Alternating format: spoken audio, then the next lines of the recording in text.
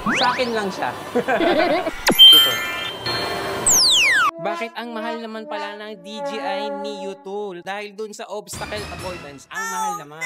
Bakit iba rin yung itsura ng DJI Neo 2? Teka, DJI Mavic 4 Pro pala ito, kaya 160,000. Pero may 360 obstacle avoidance na nito, pero 160,000. DJI, ano na, bakit ang mura ng Neo? Ilang minutes, sir, ang itatagal nito? Maximum 19 minutes per battery. Yung flight time niya, almost the same dun sa Version 1. Pwede bang bumili ng drone lang? Kung hindi mo naman habol gumamit ng controller, okay lang kahit drone only. Pero kung may controller ka kasi sir, then bumili ka ng standard, wala kasing kasamang transceiver.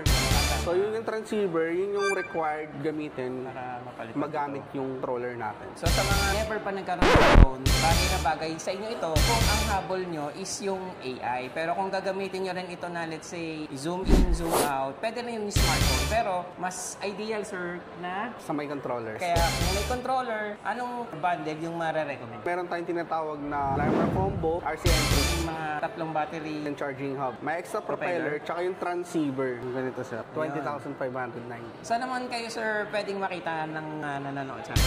Ang store po natin is located level 4, DJI Concept Store 1, Ayala Mall, Makati. Siyempre hanapin nyo si Sir Van. So, Si hanapin Sir na lang ako Van. guys if ever gusto nyo mag-avail ng DJI Neo 2. Available naman siya sa store natin. So, very flexible yung bundle nyo. Kasi before, naalala ko, para magkaroon ng drone, mahal yung mabibili kasi laging may kasamang controller. Kasi mahal yung controller. But this time, si Neo 2, meron siyang bundle na walang controller.